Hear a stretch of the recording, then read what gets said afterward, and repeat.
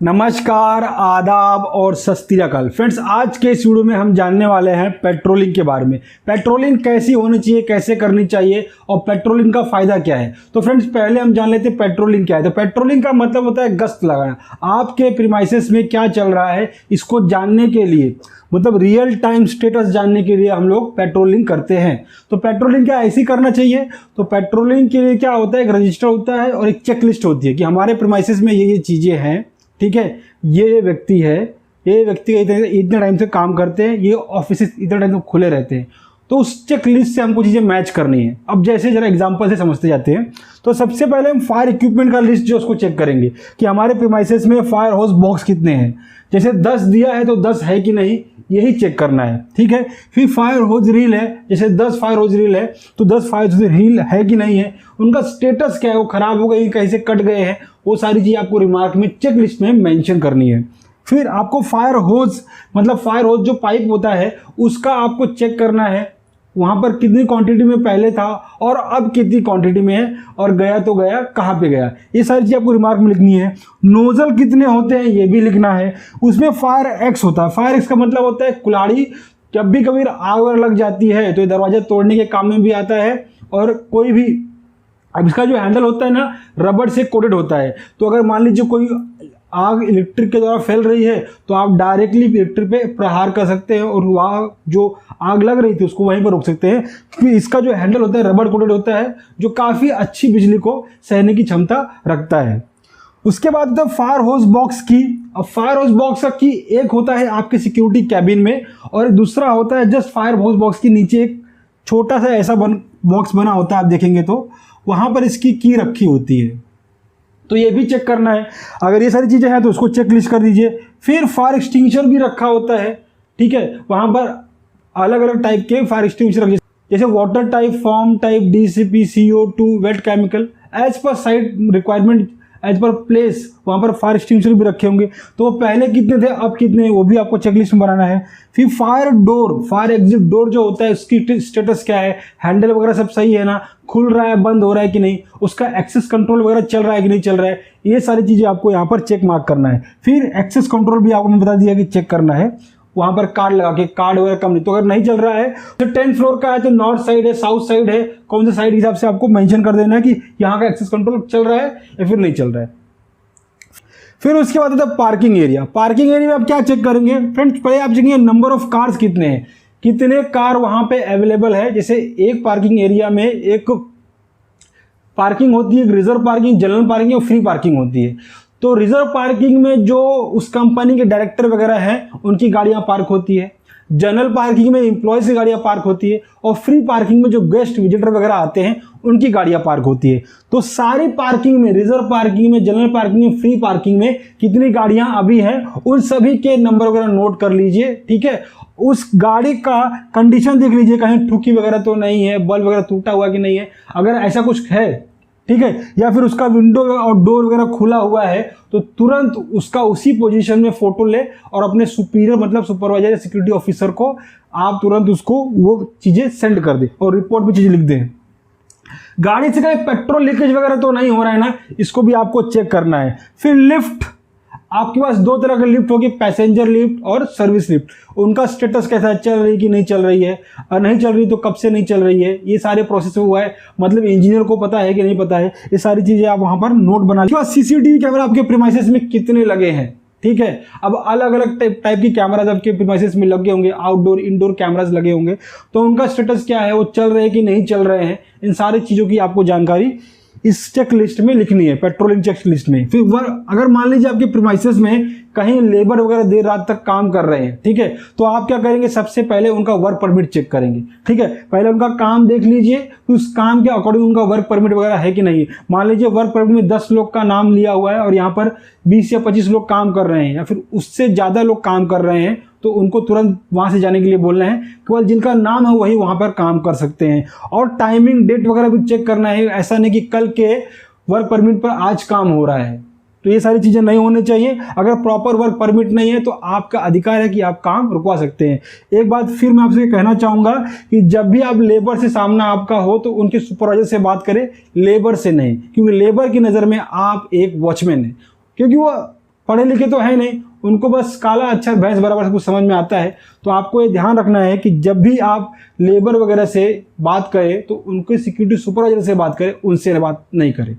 तुरंत कहें कि आप अपने सुपरवाइजर को कॉल कीजिए, मुझे उससे बात करनी है, ठीक है। और इस बात की इत्तला जो इन्फॉर्मेशन है वो अपने सुपीरियर को सेम टाइम पे दीजिए। फिर आ जाइए ऑफिस वर्किंग एरिया में। अब ऑफिस वर्किंग एरिया आप क्या देखना है, आपको देखना है कोई क्लाइंट का कोई सामान जैसे हेडफोन वगैरह, मोबाइल वगैरह तो नहीं छूट गया है, ठीक है। उसकी कोई कीमती वस्तु वगैरह तो वहाँ पर नहीं छूट गई है। इन सारी चीज़ों को आपको देखना है। कौन से डेस्क पे लैपटॉप वगैरह एक्स्ट्रा छूट गया है, इस सारों का आपको क्या है लिस्ट वगैरह बना के रखना है। डेस्क नंबर लिखना है, फिर यहाँ पर लैपटॉप है, यहाँ पर डेस्कटॉप है, ऐसी चीज़ें आपको वहाँ पर मेंशन करनी है। फिर नंबर ऑफ, मान लीजिए देर रात हो गई है, अगर इम्प्लॉय यहाँ पर काम कर रहे हैं तो कौन कौन से डिपार्टमेंट के इम्प्लॉय है और कितने इम्प्लॉय, जैसे मार्केटिंग के 2 हो सकते हैं, फाइनेंस के 1 हो सकते हैं, ऐसे जितने डिपार्टमेंट वाइज सबका आप उनका आईडी नंबर ले लीजिए, ठीक है। और वहाँ पर उनका स्टेटस लिख लीजिए और कितने टाइम तक काम करने वाले लोग हैं, तो कितने नंबर है ये भी आपको ध्यान रखना है। एक बात ध्यान रखिए कि पेट्रोलिंग सुबह भी होती है और रात को भी होती है, ठीक है। तो ये चेकलिस्ट आप सुबह और शाम को दोनों इस तरह से आप काम कर सकते हैं। एम्प्लॉय वाला जो है वो आपको नॉर्मली रात में ही काम करेगा, कि वर्किंग टाइम ऑफ होने के बाद रुकना अलाउ नहीं होता है कहीं कहीं पर। तो जो लोग रुके हैं वो उनका लीगल रीजन उनके पास होना चाहिए, जैसे उनका कुछ वर्क पेंडिंग है, कल उनको सबमिट करना है, तो ऐसा ही एम्प्लॉय रुक सकता है कि वो बाइक को ऐसे फालतू में रुक नहीं सकता है, ठीक है। उसको भी ध्यान रखें। फिर गेट पे आ जाइए, गेट चेक कर लीजिए, गेट प्रॉपर बंद वगैरह हो रहा है कि नहीं हो रहा है, ठीक है। कुछ लाइट्स वगैरह उसके ऊपर गेट के अगल बगल लगी हुई हैं, वो प्रॉपर जल रही है कि नहीं जल रही है। ऑफिस एरिया का लाइट वगैरह तो प्रॉपर चल रहा है कि नहीं चल रहा है। उसके बाद फिर बैक गेट पे चले जाइए, बैक गेट का स्टेटस चेक कर लीजिए, बैक गेट पर इसके लाइट वगैरह प्रॉपर चल रही है कि नहीं चल रही है, ठीक है। गार्ड वहाँ पर है कि नहीं है, कितने गार्ड थे, कहाँ पे गए हैं, सब चीज़ें आपको पता होनी चाहिए और ये चीज़ आपको पेट्रोलिंग में नोट करनी है, ठीक है। फिर फ्रंट गेट पर भी चेक कर लीजिए वहाँ पर क्या कंडीशन, लाइट वगैरह प्रॉपर चल रही है कि नहीं चल रही है। फिर एक बात, अननोन पर्सन कोई आपके प्रीमाइसेस में तो नहीं है। अब देखिए, आप जितने भी पर्सन आपके यहाँ पे आते हैं जो उस प्रीमाइसेस से संबंधित नहीं है, उनको हम visitor card, vendor card, contractor card issue करते हैं। तो आपको सबसे पहले इस पर्सन से उसकी आईडी मांगनी है, ठीक है। अगर ऐसा कुछ नहीं है तो उसे इंक्वायरी करनी है और तुरंत अब इसकी बात की सूचना जो है अपने सुपीरियर को देनी है और उसको वहीं सर साथ में ले लेना है अपने, ठीक है। फिर आप पंप रूम चेक कर लीजिए, पंप रूम में सब कुछ ठीक ठाक है कि नहीं, पानी का लेवल वगैरह सब बराबर है कि मोटर वगैरह चल रहा है कि नहीं चल रहा है, जो कि पंप वगैरह स्प्रिंकलर पंप वगैरह सब प्रॉपर है कि नहीं, प्रेशर वगैरह के बराबर है कि नहीं, ये सारी चीज़ आप चेक कर लीजिए। मीटर रूम में चेक कर लीजिए आप, सब मीटर वगैरह प्रॉपर वगैरह है कि नहीं। अब ठीक है, उसका डीजी रूम चेक कर लीजिए, डीजी रूम में क्या स्टेटस है। अगर कुछ गलत लगता है तो उसको वहाँ पर रिमार्क लिखिए और ये सारी रिपोर्ट जो आप दिन में या फिर रात के समय बनाएंगे अपने सुपीरियर को हैंड ओवर कर दीजिए। और एक बात ध्यान रखिए, ये पेट्रोलिंग करते समय जो ऐसी चीज़ आपको मतलब लगती है प्रायोरिटी पे बोलनी चाहिए, तो ऐसा इंतजार मत कीजिए कि उनको वो जा तब पढ़ेंगे तो उनको मालूम पड़ेगा। कई बार क्या होता है, चीज़ें बहुत सारी नॉर्मल चलती हैं तो सुपीरियर भी ध्यान नहीं देते हैं। तो ऐसे में आपका काम बनता है, जैसे मान लीजिए यहाँ पर मैंने कार का एग्जांपल दिया हुआ है, कोई कार है उसका विंडो वगैरह खुला हुआ है, उसके अंदर मोबाइल रखा हुआ है, ठीक है। तो आपको ये चीज़ें वहाँ पर, तो आपने तो व्हाट्सअप कर दिया है, उनको मैसेज भी कर दिया है, लेकिन जब आप रिपोर्ट हैंड ओवर करेंगे पेट्रोलिंग का तो उनको बोल दीजिए सर ये रिजर्व पार्किंग, जनरल पार्किंग, जिस पार्किंग में भी खड़ी हुई गाड़ी, ये गाड़ी है, यहाँ पर इसका विंडो खुला हुआ है और उसमें मोबाइल वगैरह भी रखा हुआ है, ठीक है। तो ये चीज़ें आपको हाईलाइट करनी है, बोलनी है मुँह से, ये नहीं कि रिपोर्ट हैंड ओवर कर दिया मेरा काम खत्म हो गया। वहां पर आपको नोट बना के रखना है कौन सी चीजें आपको वहां पर बोलनी जरूरी है। फिर उसके अगर आपने सब कुछ नोट बना लिया, बोल दिया, फिर आपकी ड्यूटी पेट्रोलिंग की बहुत बढ़िया हो गई। तो ये जो जर्नल मैंने बताया है, अब इसमें बहुत सारी चीजें और भी ऐड हो सकती हैं, वो प्रीमाइसेस के अकॉर्डिंग होगी। जैसे सर्वर रूम को आपको चेक करना पड़ सकता है। सर्वर रूम में कैसा, तो सर्वर रूम बहुत बड़ा बड़ा होता है तो वहां पर 2 AC लगाए जाते हैं, तो दोनों AC का टाइम एक 12 घंटे चलता है, दूसरा 12 घंटे चलता है। तो AC उस सर्वर रूम का टेम्परेचर भी वहाँ पर मेंटेन होना चाहिए। उस सर्वर रूम का आपको टेम्परेचर बताएंगे कि इतना टेम्परेचर होना चाहिए, इससे ज़्यादा नहीं होना चाहिए। तो आपको टेम्परेचर भी चेक करना है टाइम पर, ठीक है। फिर आप एक और चीज़ कर सकते हैं इसमें, वॉशरूम वगैरह भी, नाइट की बात कर रहा हूँ मैं, वॉशरूम वगैरह भी चेक कर लें। मान लीजिए कोई एम्प्लॉय वगैरह नहीं है तो आप जाकर वॉशरूम चेक कीजिए, कोई बेहोश वगैरह गिर हुई तो नहीं गया है, कोई फंस नहीं तो नहीं गया। कई बार क्या होता है, जो डोर होता है ऑटोमेटिकली लॉक हो जाता है, ठीक है। तो आप ये वॉशरूम वगैरह भी चेक कर लीजिए, वहाँ पर कोई फंसा वगैरह तो नहीं है। तो ये सारी चीज़ें आप पेट्रोलिंग में एक चेकलिस्ट ऐसे बनाइए और ऐसे काम कीजिए तो आपको बहुत बढ़िया पेट्रोलिंग वगैरह आपका जाएगा। तो एक बार रिवाइज कर लेते हैं। पेट्रोलिंग का मतलब होता है गश्त लगाना। पेट्रोल लगाने का फ़ायदा हमारा ये है कि हमको रियल टाइम स्टेटस हमारे प्रीमाइसेस का मिल जाता है, ठीक है। फिर उसके बाद हमको क्या करना है, सबसे पहले फायर इक्विपमेंट जितने भी हैं उसकी चेकलिस्ट बना देनी है।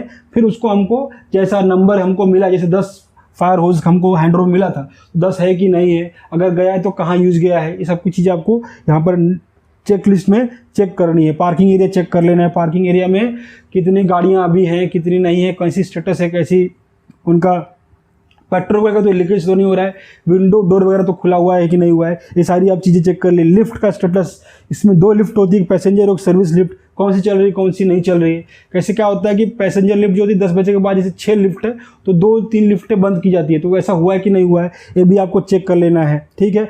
उसका सीसीटीवी कैमरा आपके प्रीमाइसेस में काम वगैरह वर्किंग कर रहे हैं कि नहीं कर रहे हैं, उसको चेक कर लीजिए, ठीक है। इसका एक्सेस कंट्रोल भी आप यहाँ पर चेक कर लीजिएगा क्या है कि नहीं है, वो आपके प्रीमाइसेस कोई काम वगैरह हो रहा है, ठीक है। तो उस प्रीमाइसेस में जो काम हो रहा है उसमें वर्क परमिट प्रॉपर है कि नहीं है, डेट वगैरह चेक कर लीजिए, नंबर ऑफ पर्सन कितना है ना, कितने व्यक्ति हैं काम करने के लिए यहाँ पर परमिट दिया हुआ है और कितने लोग काम कर रहे हैं, ठीक है। फिर कंपनी का नाम, वेंडर वगैरह, आईडी वगैरह प्रॉपर चेक कर लीजिएगा। अगर कुछ फॉल्ट आता है तो इनके सुपरवाइजर से बात करना है, आपको चीज़ ध्यान रखनी है।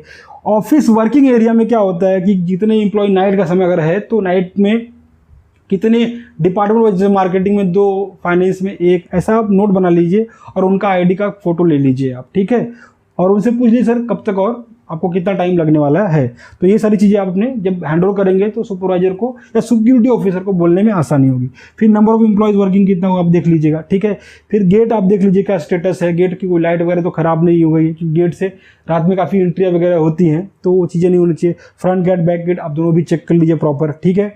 उसके बाद आपको कोई अननोन पर्सन वगैरह मिलता है तो उसकी प्रॉपर चेकिंग कीजिए, तलाशी कीजिए, ठीक है। उसे प्रॉपर इंक्वायरी कीजिए, उसका आई कार्ड वगैरह चेक कीजिए, ठीक है। उसके बाद पंप रूम वगैरह भी चेक कर लीजिए, पंप रूम में जो प्रेशर वगैरह बराबर है कि मोटर वगैरह चल रहा है कि नहीं, जोकी पंप वगैरह काम कर रहा है कि नहीं। मीटर रूम चेक कर लीजिए, वहाँ पर सब कुछ ठीक है या नहीं, उसको चेक कर लीजिए। डीजी रूम चेक कर लीजिए आप। डीजी रूम मतलब डीजल इंजन रूम होता है, वहाँ पर जिससे आपके प्रीमाइसेस की लाइट वगैरह चली गई तो तुरंत ये चालू हो जाएगा, फिर आपकी लाइट को, आपकी प्रीमाइसेस में लाइट की जो आपूर्ति वो फिर से शुरू हो जाएगी। तो ये था पेट्रोलिंग। अगर इसमें कुछ आपको डाउट है, कुछ क्वेश्चन है, कुछ आपके सुझाव वगैरह हैं तो आप हमें कमेंट बॉक्स में लिख सकते हैं। आज का वीडियो यहीं तक। फिर वही पुरानी बात दोहराना चाहूँगा कि अगर चैनल पर नए हैं, चैनल सब्सक्राइब करें, बेल आइकन को हिट करें, इसी तरह की अमेजिंग और वंडरफुल वीडियो की नोटिफिकेशन सबसे पहले पाने के लिए। और भाई याद रखिएगा कि जब चैनल सब्सक्राइब करें तो सामने घंटी का बटन जरूर दबाएं, और वहाँ पर जैसे आप घंटी के बटन को दबाएंगे आपको ऑल का ऑप्शन दिखाई देगा, ऑल का ऑप्शन सेलेक्ट कर लीजिए ताकि हमारी वीडियो सबसे पहले आपको मिल सके। मिलते हैं नेक्स्ट वीडियो में, तब तक के लिए जय हिंद।